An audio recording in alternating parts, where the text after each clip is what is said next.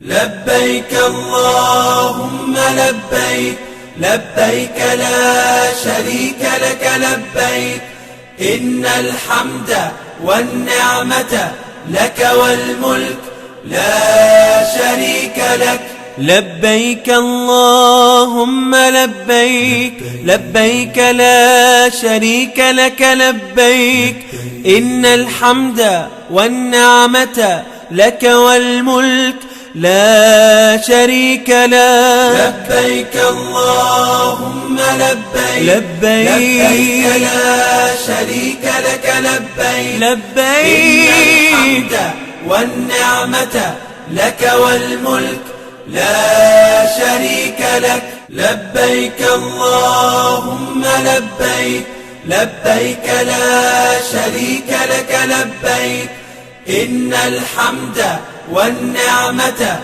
لك والملك لا شريك لك لبيك اللهم لبيك لبيك لا شريك لك لبيك إن الحمد والنعمة لك والملك لا شريك لك لبيك اللهم لبيك لبيك لا شريك لك لبيك لبيك إن الحمد والنعمة لك والملك.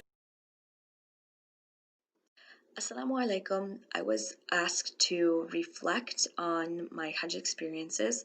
Alhamdulillah, I went to Hajj in 2016, and I am going to share two reflections that are based around my experiences, which helped me feel really connected to Islam as a woman and as a woman believer in Islam. So the first reflection I want to share is about my experience in terms of the actual rituals of Hajj itself. So as we know, some of the rituals from Hajj are based directly on actions of the Prophet Ibrahim and some of his family members. So we relive those actions. And so I felt like there was a great balance between the rituals that were presented to me in my Hajj experience, right? So we have Prophet Ibrahim, the father and the husband represented in his action of stoning the Jamrat, and then we have the mother and the wife represented in the sa'i, or the rushing in between Safa and Marwa, and we have the child represented in the udhiyah, the sacrifice of the animal at the end of Hajj. So I just felt like this was a beautiful coming together of um, the family unit. And we know that many people say that the family unit is the core of all society. And I just felt like it was a beautiful balance to have a woman so prominently featured in the Hajj. In the Hajj rituals. And often we know that, like, at least for me, rituals aren't something necessarily we have to rationally understand and are like presented to us in like very rational reasons. Like, of course, like our belief in, the core principles of Islam that, should be come to at a rational position. But from there on, like some of these rituals, we don't necessarily have these like clear cut explanations of why. Like, we don't know why we pray 5 times a day. Why not 7? Why not 10? It's just kind of like a clear cut, straightforward answer. You just accept it. And so, same thing with the rituals of Hajj, like that you just accept what they are. And it was so beautiful for me to find that such a meaningful representation of women, and it made me feel so seen and acknowledged and part of Islam. It's not like Islam is a man's religion and we're just like on the side copying the men. The men are also copying the women, and we see that in the Hajj experience. Like, it's not this like, divide between men and women and, oh, are women equal to men or blah blah blah. It's just that we're all valued, we're all dignified, we're all respected. And look at what a beautiful example that Islam presents in the Hajj rituals itself, that all of the family of Ibrahim alayhi salam was represented in the rituals. So that just made me feel so connected to Islam as a woman, particularly. And the next thing I'd like to share is about visiting the Prophet Sallam's wives' graves who are buried in Makkah. So there's only two of his wives that are buried in Makkah, and they're Khadija radiallahu anha and Maymuna radiallahu anha. So we went to visit Khadija's grave, and it's in this like just amongst the urban sprawl of Makkah, and it's just this fenced off, walled off graveyard, like in the middle of like a busy, like next to a busy intersection and everything. And I don't think we were allowed to go in, so we just pulled over onto onto the side of the road, got off onto the sidewalk, and we were just told like, hey, there's Khadija radiallahu anha's grave.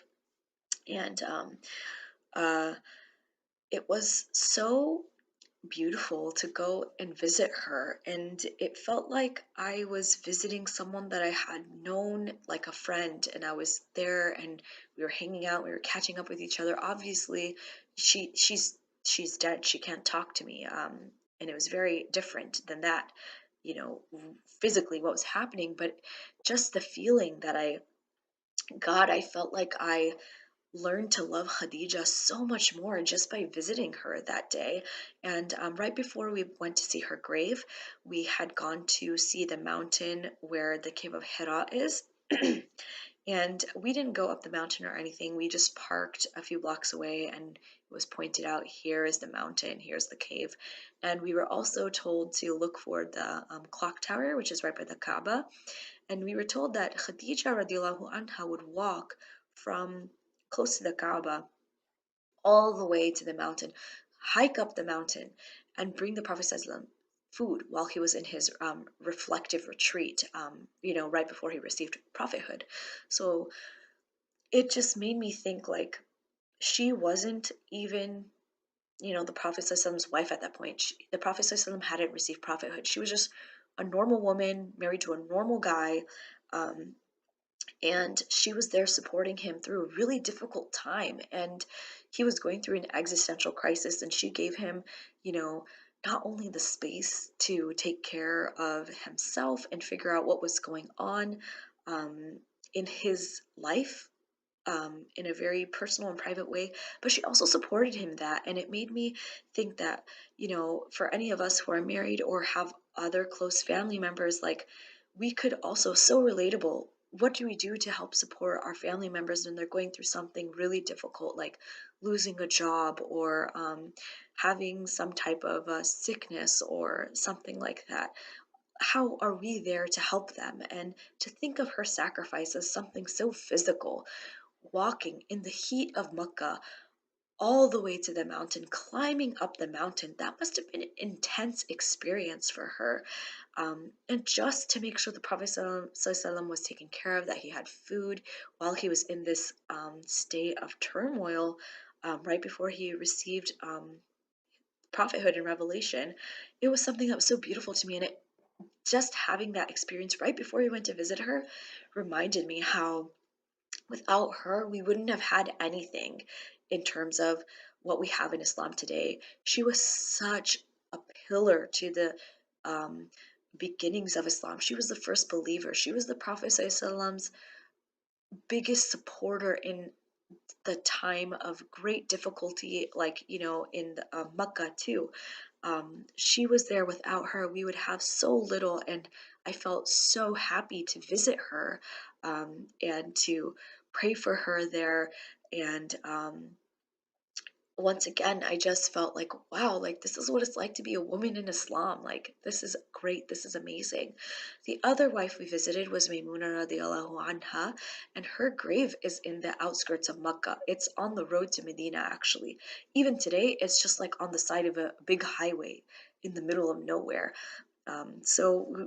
Driving there, it took a while, and it was a long drive. I was exhausted and I had fallen asleep. And so when I woke up, I noticed that there was a bunch of like rundown kind of buildings on the side of the highway. And we started to make a U-turn, and I thought, oh, we're definitely somewhere. We got lost. We make a wrong turn. But shortly after we turned around, the bus pulled off the road, and we were told to get out of the bus because we were there. And I was thinking, what are we here for? So lo and behold, there was a little like rectangular enclosure, um, protecting Maymuna radiallahu anha's grave. And the Sheikh told us about how Maymuna radiallahu anha and the Prophet ﷺ got married. And um, I was just blown away by how um, cute their story was. And I don't mean to say that in a disrespectful way. And I think you'll understand what I mean by that when I explain how they got married. So, Maymuna radiallahu anha is the one who proposed um, to the Prophet ﷺ. She sent a messenger to him offering her hand in marriage to him. So, she went to the outskirts of the town with the messenger. She commissioned him to go and um, relay her proposal to the Prophet ﷺ, and she waited there for his response. So she waited until the messenger returned. And so when the messenger returned, he told her that the Prophet ﷺ accepted, and he told her to wait there because he was coming. And he would meet her there.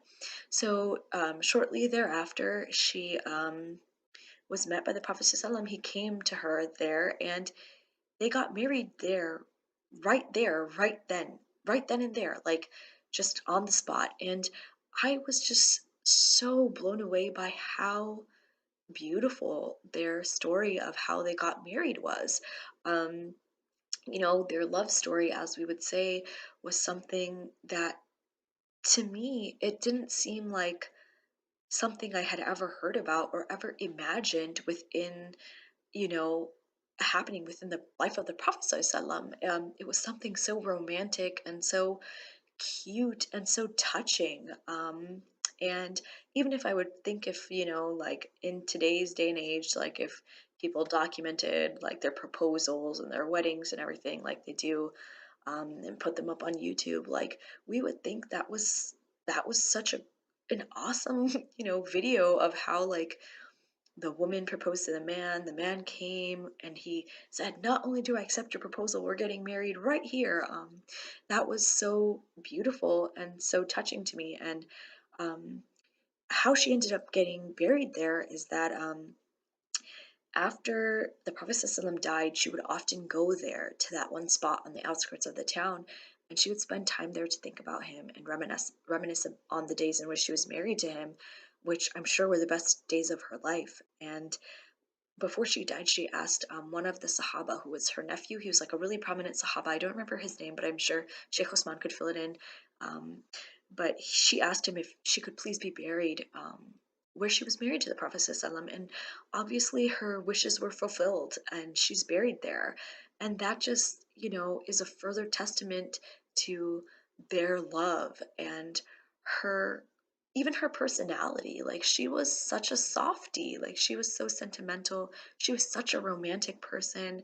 And at this point when I went for Hajj, I think I'd just been married for like maybe a year and a half, and the idea of how two people get married, how they fall in love, how their relationship grows, how they feel more connected to each other, that was something that was still very fresh on my mind. And I was so excited and so surprised that a story like this really happened in the Prophet ﷺ's life and really happened with one of the mothers of the believers.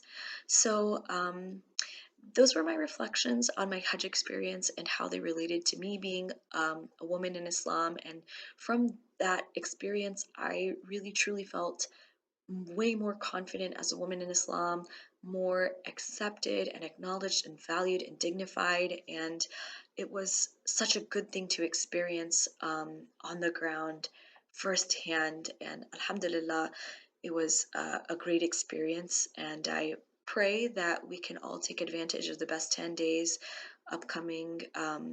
In the upcoming Hajj season. I know none of us will be able to go, but there are so many amazing things we can try to do on our own in our homes. And I pray that Allah accepts them from all of us.